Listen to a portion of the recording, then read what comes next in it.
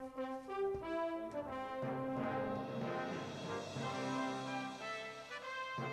we're going to be studying in chapter 4 of our Bible geography book and into chapter 5, and hopefully getting into the journeys of the patriarchs tonight. But I wanted to make just a point from last week on page 21, underneath where I said that you needed to know who is in the line of Seth that is in that table of nations. At the top of page 21. Who did you get that? What was his name? Arphaxad. Okay, so I did say you had to know that his name in the table of nations, because he is in the godly line of Seth that will ultimately lead to Abraham. Okay, and then I wanted to also make a point. Genesis 10:25. It's an interesting scripture there where it says, and unto Eber were born 2 sons. The name of the one was Peleg, for in his days was the earth divided. This is also in the godly line of Seth. It says, and in his days was the earth divided. So that's the blank there in your notes, page 21. You didn't have that, right? Did you have that filled in? No, we didn't get that. Okay. So it says that the earth was divided in those days. So what does that mean? What do you think that means? The earth was divided. Now, some people say, what? The physical earth was divided, because when you look at South America and Africa, it looks like they fit together like a puzzle. So perhaps God physically divided the land mass at that time. That would be quite a movement of the earth. That would do a little rumbling, I think, around the world. But it could simply mean that was when the Tower of Babel occurred, and what happened there, and really what is this all leading to in the nations, and then especially focusing in here on Nimrod and Babel and Babylon, and what was divided there? The languages. So it could mean either of those. Could mean either, I put here, a major geological splitting apart of the earth, or it could mean the dividing of the nations resulting from the confusion of the languages.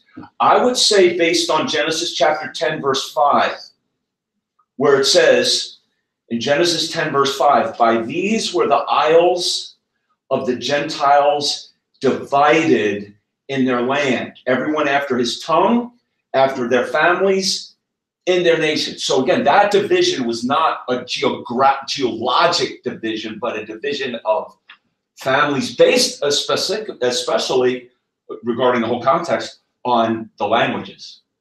And also the last verse of this chapter, verse number 32, Genesis 10:32, these are the families of the sons of Noah after their generations in their nations, and by these were the nations divided in the earth after the flood. So there again, the word, they were divided after the flood.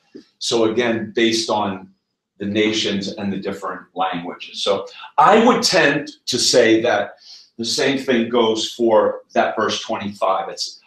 That's my position, but you know, it's definitely an area where we have to agree. But just wanted to bring that out. Any questions about that?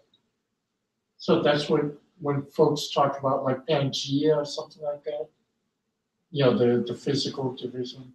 Yeah, I guess so. Oh, okay. Yeah, I'm not familiar with that term, frankly. Okay. But I kind of thought that it was that, you know, until I looked into just what I shared with you, because it does look, Africa and South America, it does look like it fit together at one time.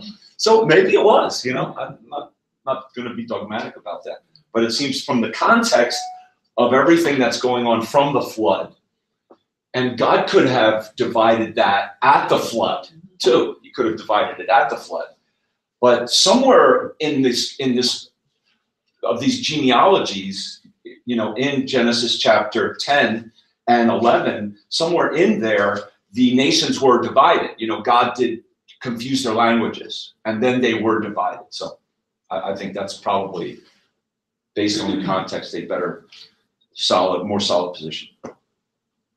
Okay, so let's just go to our notes. And so what the author is doing here, he's giving you the background as he's going to be talking about Abraham and Israel. And so they're trying to give you, so they're trying to give you like, it's almost like a drama if they have one focus here on one person, but then they're going to bring this person into it, so they give you a little background of this person over here, or they're going to bring this person in over here, so they give you a little background, and then they all come together, right?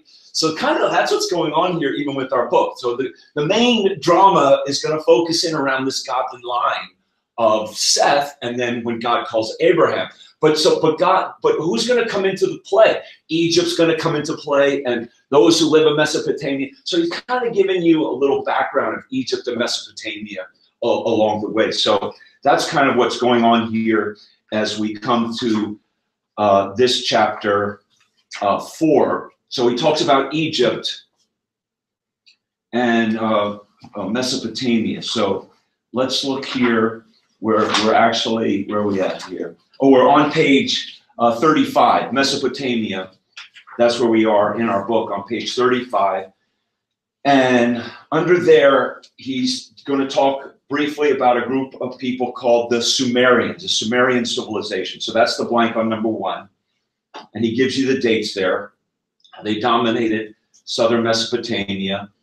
They were writers, builders, complex social structure headed by a king, city-states, each city having its own king, political and economic power centered in its ziggurat-styled temples. So ziggurats, probably that's what was being built in Babel, religious structures, corrupting, no doubt, the stars and astrology, I believe, developing at that time in Babylon.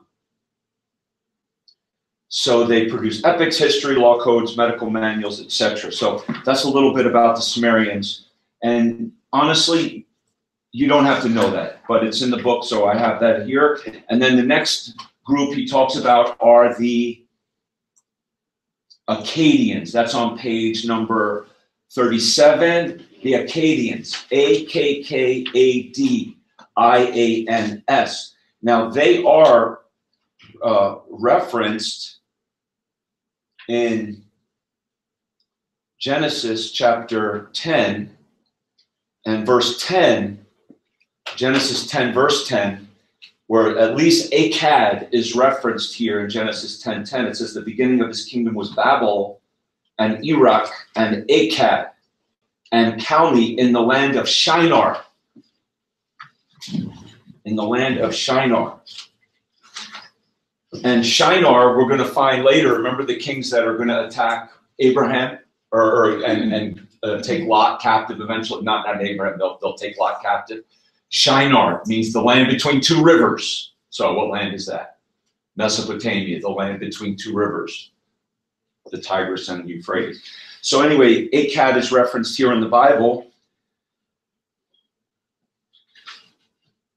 And probably you've heard these names, letter A, the bottom of page 37. He's known to historians as who?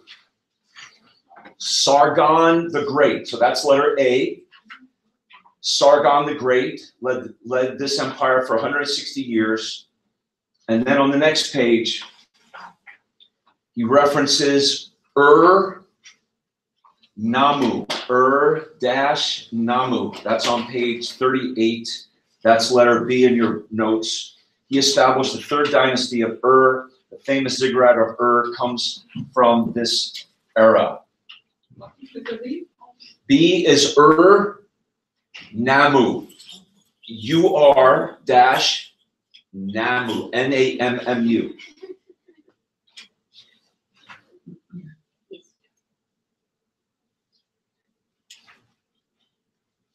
Okay, and if you look on your map here on page 38,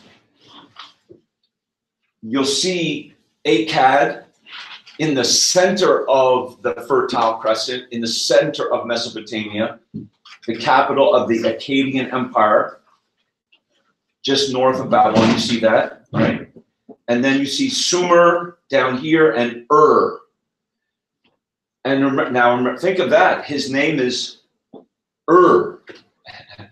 And Abraham came from where? The land of Ur of the Chaldees. So just like now, as then, famous people, leaders, get stuff named after that, right? Bridges and tunnels and whatever. Okay, so Ur Nammu left his mark, and that place was named after him. Okay, on page 22, he talks about Egypt.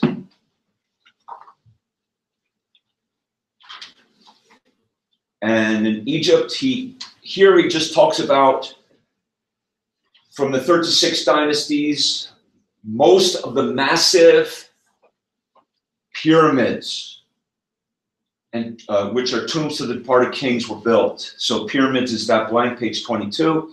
And here's a picture on page 39 of this step pyramid of Djoser.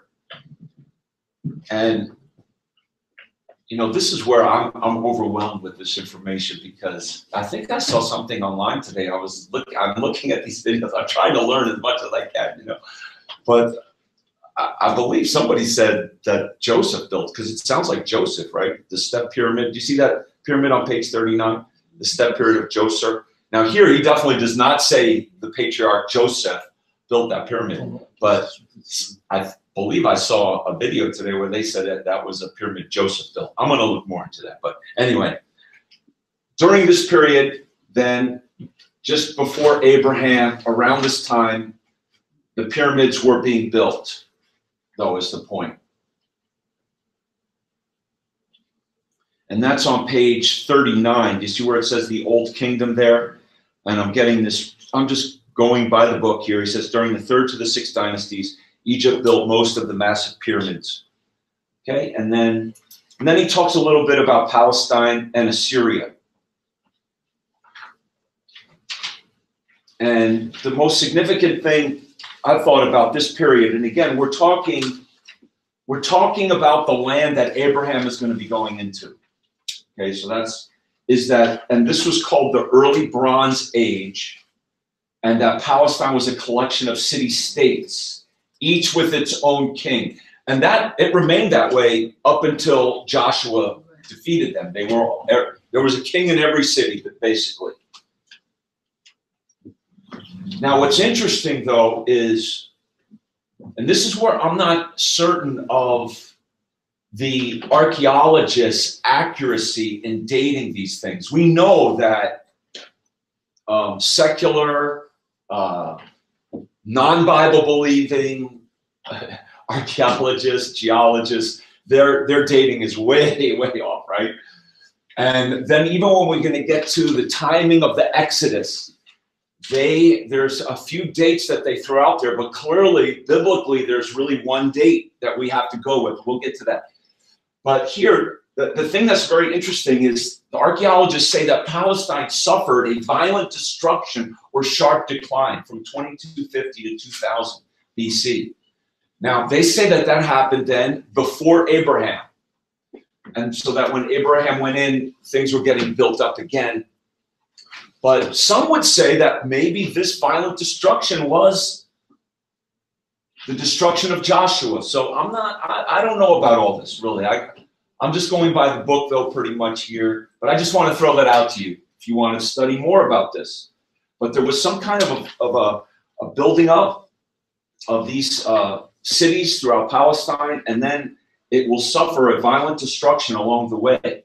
Whether that was the destruction in the days of Joshua, could be. It could be. That's what I'm saying. Okay, so that's chapter 4. Just wanted to kind of finish that up. Are there any questions that you have about chapter 4? Yes, Esther? Do you have an extra copy for the pages? Yes. Here, let me, you know what, Micah? This might be confusing. Oh, it's right here, look, right here on top. Okay. Yes, I'm glad you asked, Esther. Thank you. Okay. Oh, and Esther, this is an article I gave. Did everybody get this article? I gave out an article. Did you get this, bro? Oh, did you get it? Okay. You got it? Okay. Okay. So let's go to the next chapter. This is the world of the patriarchs now, chapter 5. So the lives of Abraham and the patriarchs are going to carry them from Mesopotamia to Egypt, the focus being on this land of Canaan. Many would believe that the Genesis account, Genesis 12 through 50, reflects the Middle Bronze Age and places the migration of the movements of the patriarchs within this period of time, between 2000 and 1550 BC. Now again, these terms are those terms new to you, like early bronze, middle bronze, late bronze, Iron Age? It's like very fuzzy in my brain, right? I guess I've heard them, but I've never used them.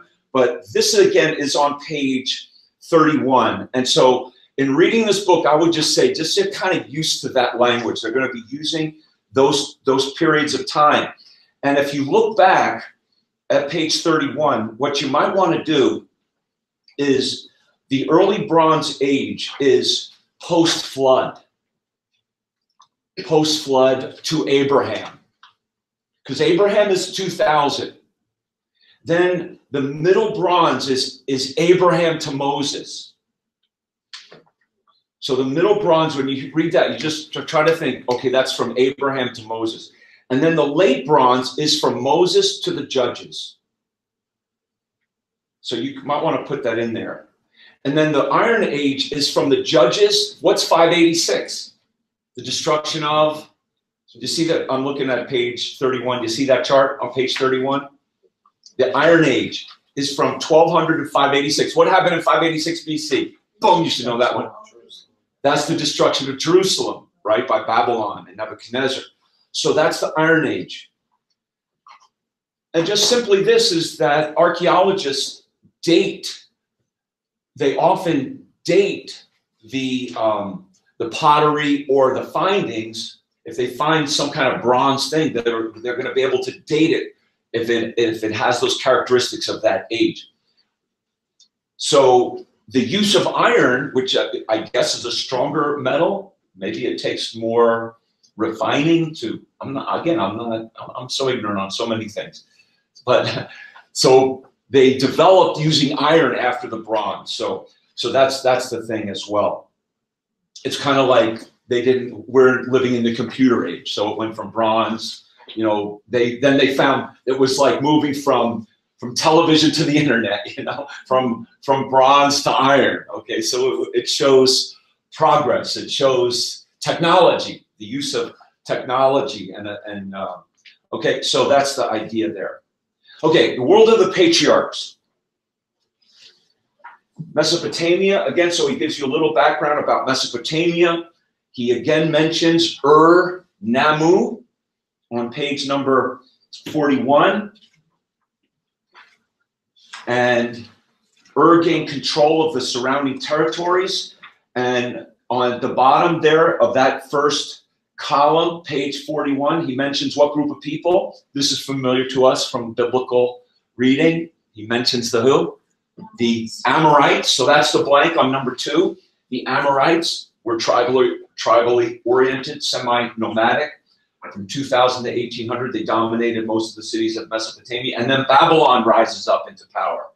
By the 1700s, Babylon became the center of the kingdom that controlled most of central and southern Babylon. And here's a famous name. You've heard this name in your history classes. His name on page 42, his name is Hammurabi. Hammurabi. And he's well known for his law code. So you should know Hammurabi, and well known for his law code. In other words, so this is important, though, in that sense that he's bringing structure, bringing law, there's enforcement of a certain a pattern of proper behavior. So this is a good thing. Hammurabi and his famous law code, and of course, they had their Babylonian flood stories. That's referenced also on page 42 in that second column, the Gilgamesh epic and the Babylonian flood story. So clearly by this time the flood had happened. And they had their own flood stories related to that. Okay, then Egypt on the next page.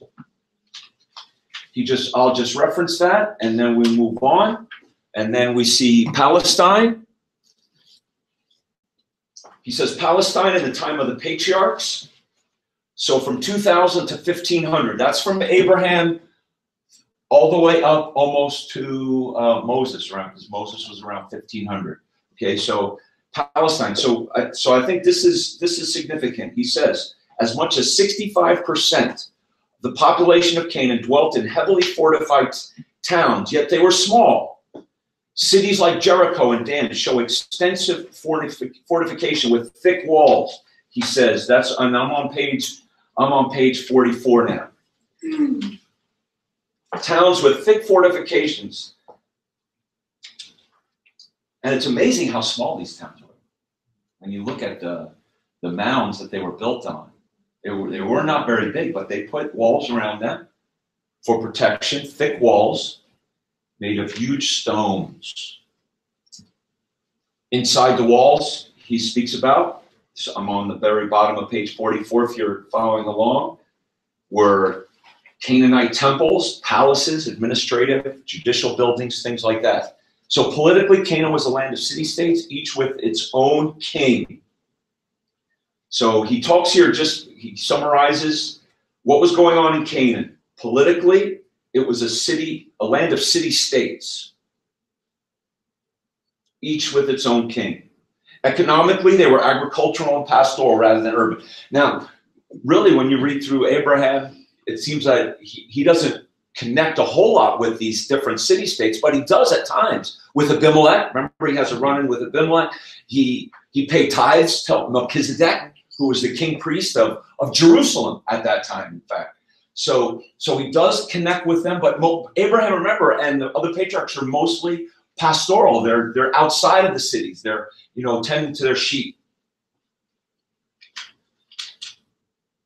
And trade with Egypt and Mesopotamia flourished. So there was trading going on. Okay, so now we come up to the patriarchal journey. So open up your Bible, and we're going to go and we're going to follow Abraham a little bit. Genesis chapter 12 and verse number 4. And even before that, Genesis chapter 11, actually, he speaks about Abraham, his relatives. And verse 28, it says, Haran died before his father Terah in the land of his nativity, in the Ur of the Chaldees. Okay, so there's one place mentioned, the Ur of the Chaldees. And if you look, please, on your page 46, here's the map of Abraham and his journey. So we want to kind of just see that's down in the southern part of Mesopotamia. You know what, brother? There's an extra book. If you look here, right in my shelf here, there's a book if you want to grab that. It's, whoa, yeah. Okay, so. Your left. On the left-hand side. Did you see those books that I put up before? I think it's right on that shelf on to your left. Yeah. Up a little bit. Keep to your left. Yes. Okay, so Abraham begins his journey from Ur, from southern Mesopotamia, and he goes up to Haran, which is straight. Now follow the Tigris and Euphrates diagonally to almost to the top of that triangle, because now he's going to go down, right? So do you see Haran in Padan Aram? It's right. It's one of the towns in that larger area of Padan Aram. So he goes to Haran.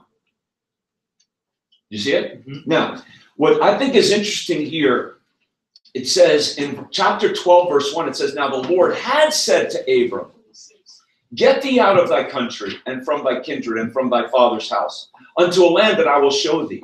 I will make of thee a great nation. I will bless thee, make thy name great. Thou shalt be a blessing. I will bless them that bless thee, curse them that curse thee. And in thee shall all families of the earth be blessed. So he tells him, get out from your kindred and from your father's house. But guess what? the Lord had told him that. Abraham left the Ur, but where did he go? He went to Haran. So at this point, Abraham is half obedient. Right. Half obedient. Because he leaves Ur, but guess who does he bring with him? Lot. He brings Lot, but he also brings his father, Terah. Because it says in the last verse of chapter 11 is the days of Terah were 205, and Terah died in Haran. So it seems that Abraham left the Ur with his father and with his nephew, maybe with others, and only went to Haran and stayed there until what? His father died. Then when his father died, then he more fully complies with what the Lord said, but he still has Lot with him. Okay, because the Lord had said to him, get out of your country and from your father's house to a land that I will show thee. God had not fully showed him that land yet. He's kind of got sidetracked in Haran. As I read that text, that's how I see that. So he's in Haran. His father dies. And as it says here, they're living in tents. They're moving slowly. They have herds of goats and sheep. They pitched in where there's adequate water. And maybe Haran was a better place to live than Ur. And he's like, hey, let's just stay here. And Dad, this is nice for you, you know?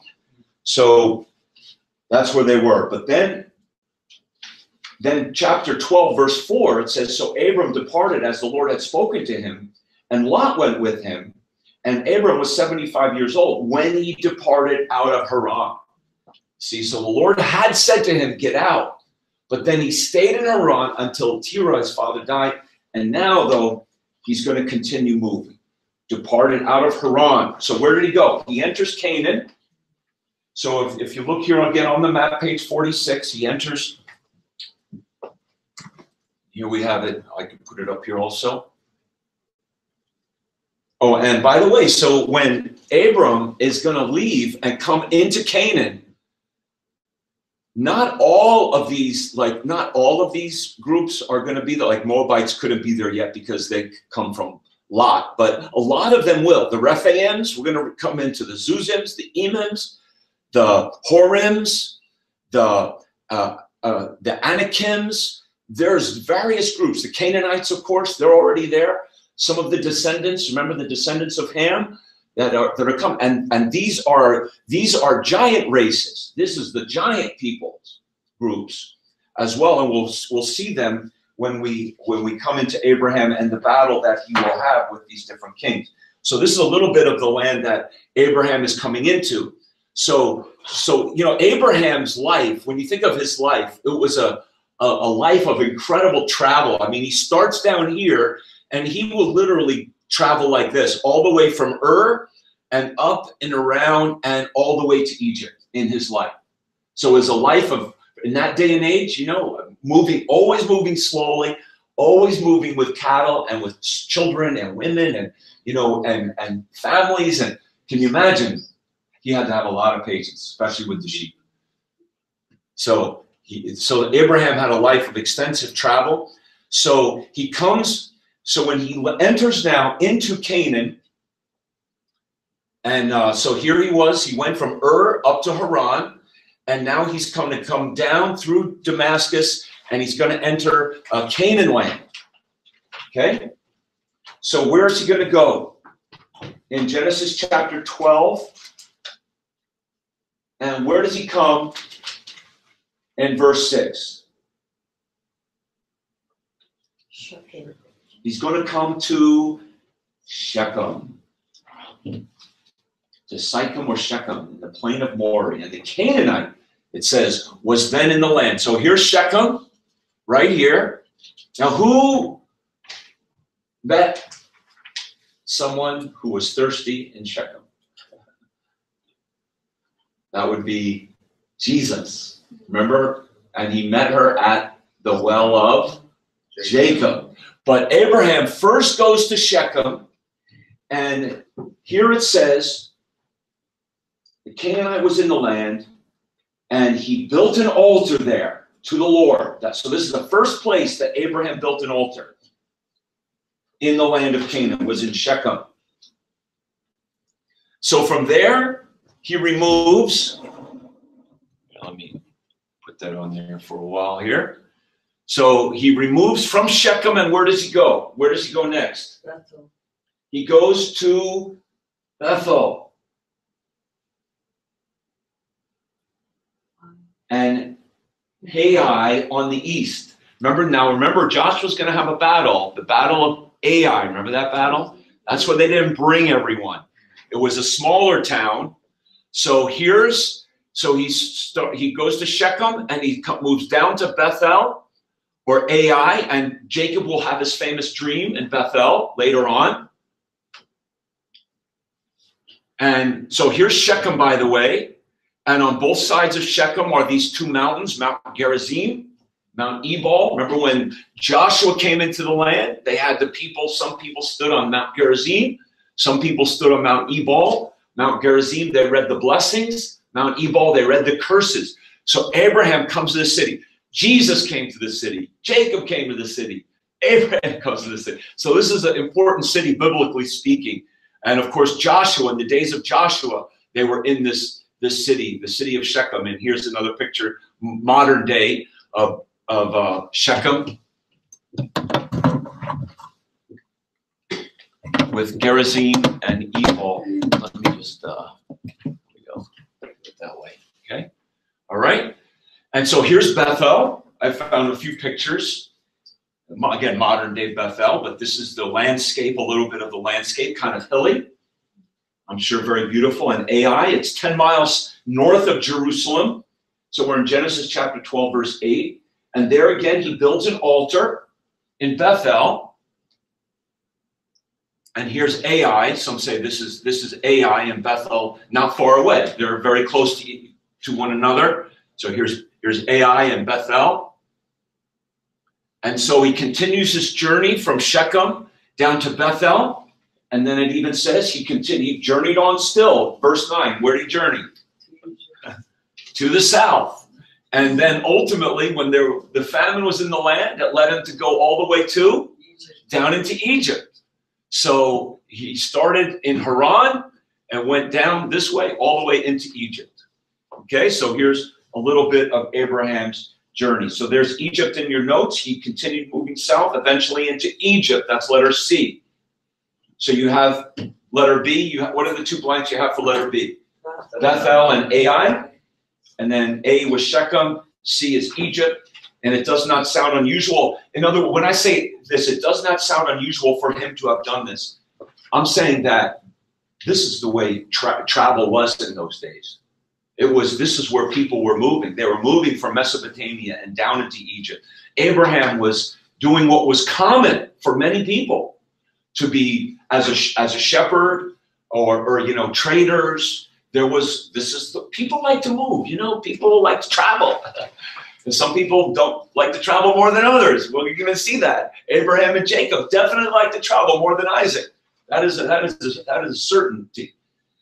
So Abraham then, in the Promised Land, he journeyed primarily in the Western Mountains and in the Negev regions. Now, I will just say this, Negev, our book spells it with a B, so I will spell it with a B, but it's commonly spelled with a B. Yeah, I prefer that, but the book uses Negev with a B, so we'll just go with that. So here's the Negev down here, and this area of Gerar, Beersheba, and I have a lot of pictures here. I'm going to show you in just a minute. But he went to Egypt, and then upon returning out of Egypt, Genesis 13, where did he go back to? He went out of Egypt. Where did he go back to? Genesis 13:1. He went back to Bethel. He went back up here. To the place of the altar, and it was there that he and Lot had the strife. The herdsmen had the strife, and they separated. So where did Lot go? So they were in Bethel when they had this conflict. And where did Lot go? He went down here to the area of Sodom and Gomorrah, to the southern part of the Dead Sea. Abraham stayed up in this region.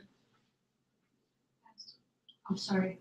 Would it be possible to have the answer, please, for number 1? Under number 3, I 1A, giving or the Chaldees, always I'm sorry, what page are you on, Esther? 23. Okay.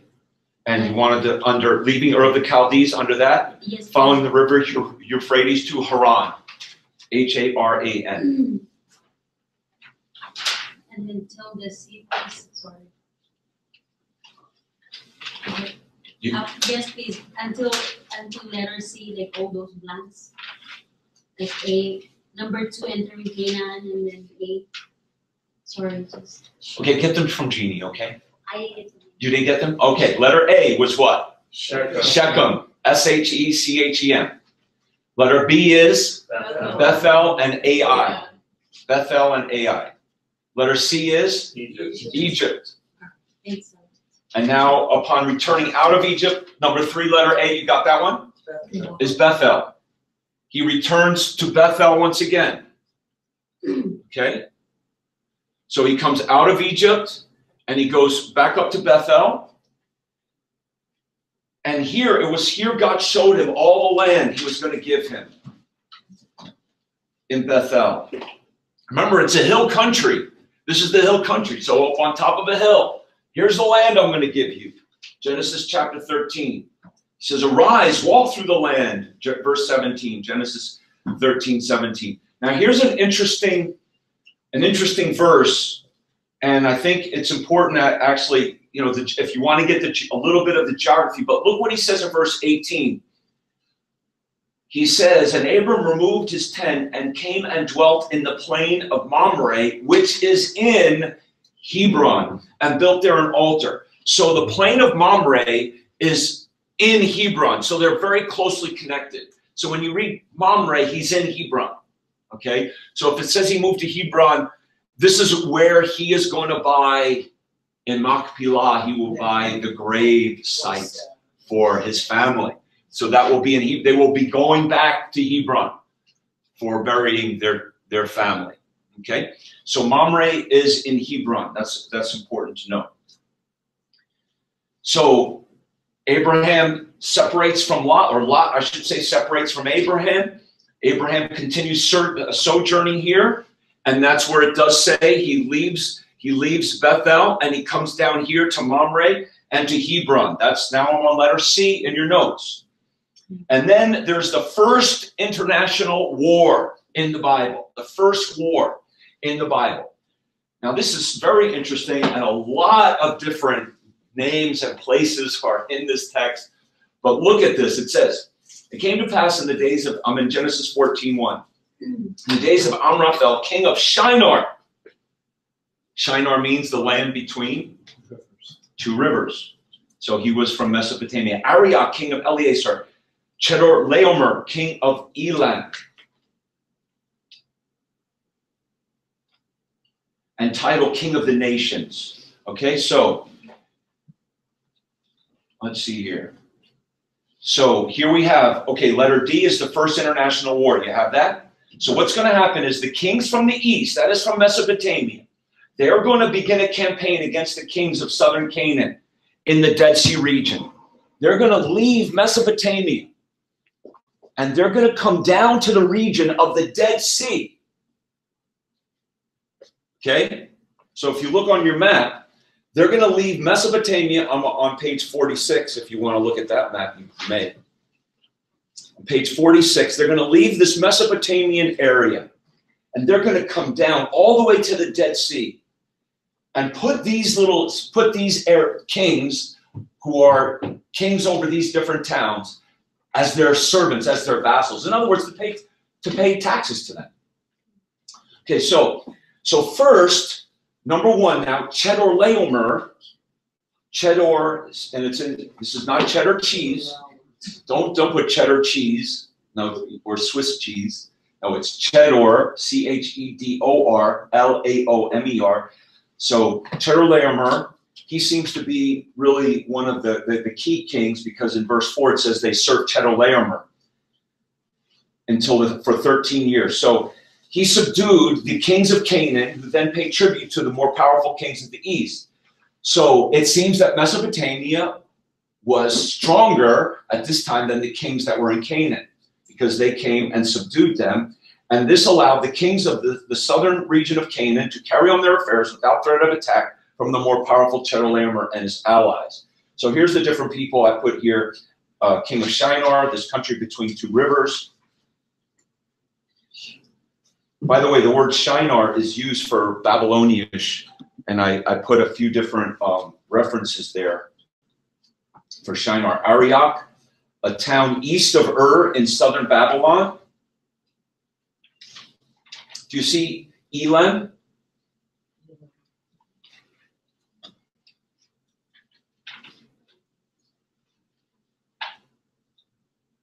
I thought it was page. Yeah, page 40. And Chedorlaomer, king of Elam. Elam is this area kind of even below Ur of the Chaldees on page 46.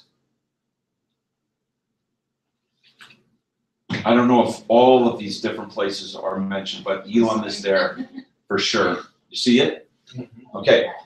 So they come from, the main thing, they're coming from Mesopotamia. Now, so here's the overview on page 25. I would like to get at least through Abraham. Wow. So on page 25, when the kings of Canaan rebelled, Chedorlaomer went to bring them back under his control. Traveling south. Okay, now on page 47 is the map that tells about this. You see the green line on page 47? That's these kings. That's the route he's going to take. And he's going to bring these kings back under his control because, in other words, they stopped paying taxes. How are they going to go get their money?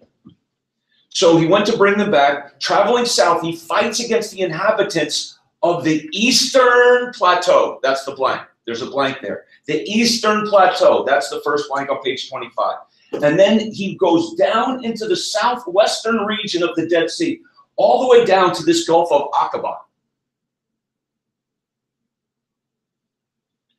And then up again toward the Dead Sea region, before they even attack the cities that they first went to go after. So this is what's, to me, so interesting.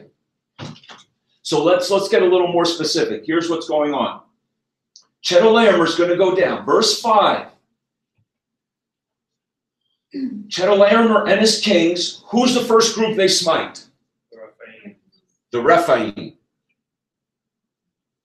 Now, find the Rephaim on your map on page 21. Let's see here. I have it somewhere.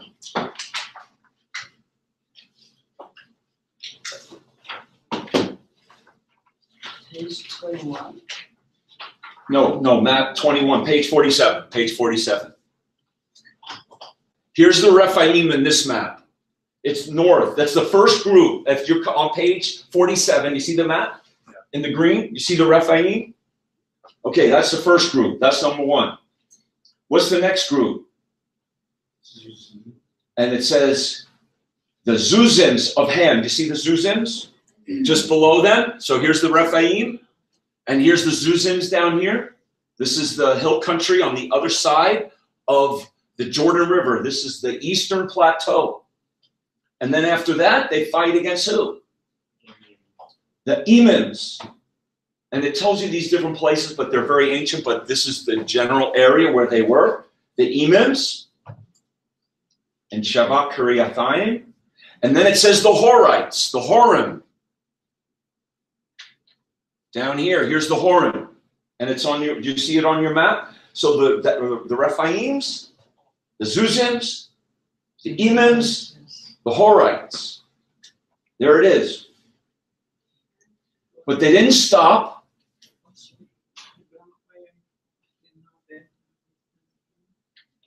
It says, and they it says they went unto El Paran. Now find El Paran. It's at the very bottom of the green route, at the very northern part. That's the Gulf of Aqaba. I like saying that. Aqaba. They went all the way. Now watch what it says. Verse 7. What's the first three words there? And they. So you see they went south and now they're coming back. See how precise the Bible is. This is so ancient. This is the first war in human history. It says they returned and they smote all the country of the who? The Amalekites who were in Kadesh Barnea, very famous place in Israel. That's where Moses sent out the spies, remember?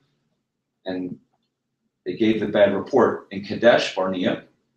And they smote the country of the Amalekites and also then to the Amorites.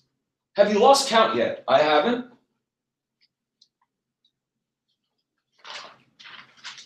They have fought against 6 different groups of people already.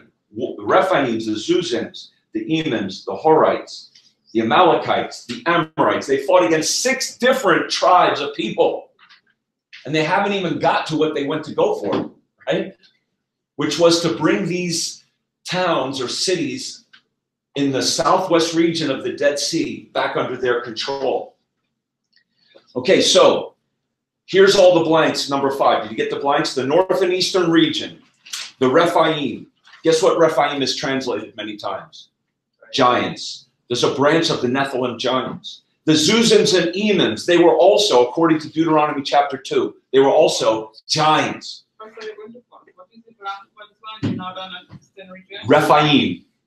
The Rephaim right here. That's the word. R-E-P-H-A-I-M. And then the next blank is giants. The Rephaim were giants. That word itself is translated giants. And then it says in Deuteronomy 2 that the Zuzims and the Emims were giants. And it even says there that the Horites lived here. The Horim lived here before the descendants of Esau. Actually, you know, let's just go there. Let's just go to Deuteronomy. Deuteronomy chapter 2 and verse 11.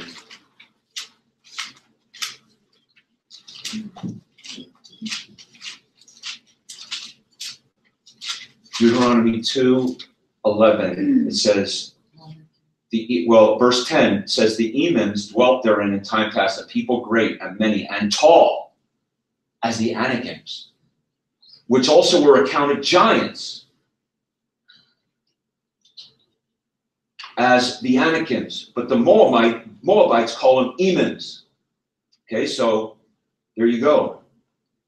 They were giants. Now skip down to chapter 2, verse 20. And it says, also was accounted a land of giants. Giants dwelt therein in old time, and the Ammonites called them Zamzummins, a people great and many and tall as the Anakims, but the Lord destroyed them before them, and they succeeded them and dwelt in their stead. And he did to the children of Esau as he did to the children of Esau, which dwelt in Seir, when he destroyed the Horims from before them, and they succeeded them and dwelt in their stead even to this day. So what he's saying here, remember the children of Esau. Okay, they're not here yet because they weren't born. But they're going to live in this area of Edom. This will become the area of the Edomites. But before Esau lived down here, these groups lived down here. That's what he's saying. So again, the Bible's being so precise and with these details of these people groups living in these particular areas. So anyway, I just wanted to read that. I wanted to make this point.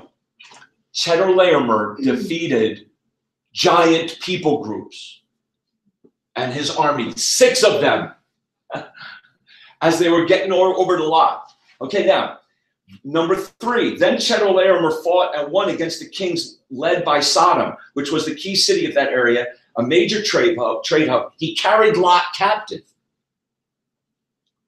So Abraham hears about this. If you go back, please, to Genesis chapter 14. Abraham hears about this, that Lot has been taken captive by Chedorlaomer. Now, what are you going to do? Chedorlaomer has just defeated 6 powerful city-states or tribes of people with giants. And Abraham hears they've taken Lot captive. That's a powerful king. You understand, right? What would you do? You know what does Abraham do? He trained his servants, 318 of them. Genesis chapter 14, verse 14. And he pursued them to Dan. Now, so where was Abraham? He was down here. I think we last left him in the plains of Mamre in Hebron, right? And we left him in the plains of Mamre, in the Hebron area. He was in this area of Mamre and Hebron, and he goes all the way up here. It's off this map, but it's not. It's in your book on Dan, which is at the very top, and then it goes off the map. He basically up to Damascus of Syria. He goes up and so that's quite a travel he took. He trained his men, and it says in verse 15, he smote them and pursued them to Hobah, which is on the left side of Damascus. And he brought back all the goods, and he brought back Lot. So Abraham, with 300 people, attacked Chedorlaomer and his allies, who were giant slayers. So Abraham was incredible. And he did it almost like Gideon of old. They did it at night. He divided up, it says he did it he divided them. He smote them by night, and then he pursued them. He pursued them. They ran from Abraham. I think that's incredible. That's amazing. So then after that, he comes back into the land. He comes back and he meets Melchizedek in Jerusalem. So that's at the bottom of page 25. That's the last blank there. Abraham meets the king of Sodom and pays his tithes to the king of Salem near Hebron, and God gets the glory. Okay? Pastor, I'm sorry. What is the last blank for number 2? Is this Amalekites? I just want to confirm. Under number 2, yes, Amalekites. I'm sorry. Yeah. I don't know if I mentioned that. Thank you. Yeah, I didn't read that actually. So what did he? I'm sorry. Yeah. What he does here, if you again look at this map on page 47, he comes down and he defeats the Horites and then the Amalekites. And the Amalekites, Henry Morris actually says in his commentary, I put it here, were demon-energized tribes living in Canaan. I mean, so he was going against some very giant, powerful, fierce armies. Chedorlaomer was. And the point is that Abraham defeated Chedorlaomer as well. That's the point I thought that was so interesting, seeing all the different groups that Chedorlaomer defeated. So then number 3, he carried Lot captive. You got that? The next blank 4 is Abraham defeated these powerful kings and pursued them first to Dan, all the way to Hobah near Damascus, which was near Miraculous. Remember that these kings had destroyed groups of giant warriors. His tactic is followed similar, I think, to Gideon later on. Then Abraham meets the king of Sodom and Melchizedek. That's the last blank on page 25. I know we're way. I thought we were going to finish, but did everybody have all the blanks on page 25? What did you the last word? Melchizedek. Do you know how to spell it? Neither do I. No, I'm just kidding. It's here in the Bible. If you go to page Genesis 14, verse 18. Genesis 14, 18. There it is. That's Melchizedek. So then basically, let me just finish Abraham real fast. Page 26. He returned to Hebron and to the plains of Mamre. He journeys down to Gerar.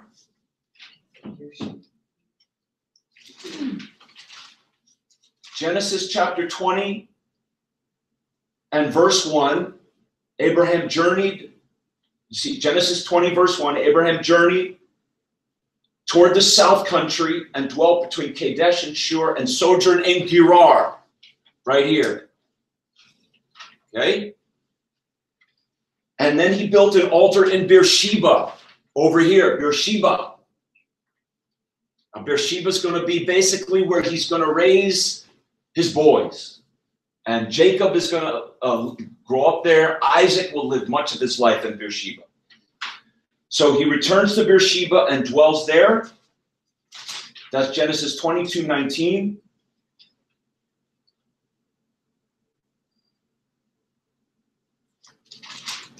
This is then I'm sorry. He built an altar in Beersheba, Genesis 20. I'm sorry.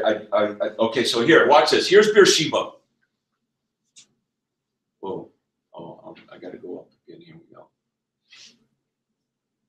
Here's Beersheba. I thought these pictures were pretty interesting. So this is kind of where, here's a tell in Beersheba. Here's the land, the desert land. This is the Negev, or the Negev. Desert land. This is where Abraham grazed the sheep, just like on that. There it is. Probably not a whole lot different from the days of Abraham. There were watering holes. They would find watering holes like this. They would pray for rain. So here's some watering holes, but how dry it is. So here's a well in Beersheba. Obviously, I don't know if it was built up like that, but they had to have wells there, right? Here's a town in the Negev. Okay, so he's in Beersheba, and then letter G, he journeys from Beersheba to Mount Moriah, and he offers Isaac. Now that was probably the site of where the future temple would be built by Solomon. Okay, Mount Moriah. That's letter G. You got that? Letter G is Mount Moriah. So here are some pictures of Abraham offering Isaac on the altar, and then he returns to Beersheba and dwells there, and he went to Hebron, then he goes to Hebron and he purchases the cave of Machpelah. Okay, so that's the last blank we'll do this night. I want to just finish Abraham at least. He went to Hebron to purchase the cave of Machpelah, M-A-C-H-P-E-L-A-H. That's Genesis chapter 23, verse 19.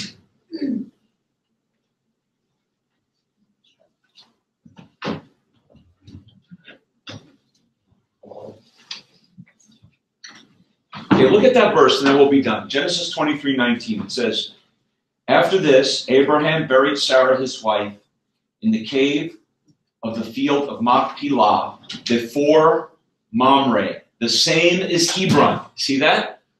Okay, so that's kind of what I was saying earlier,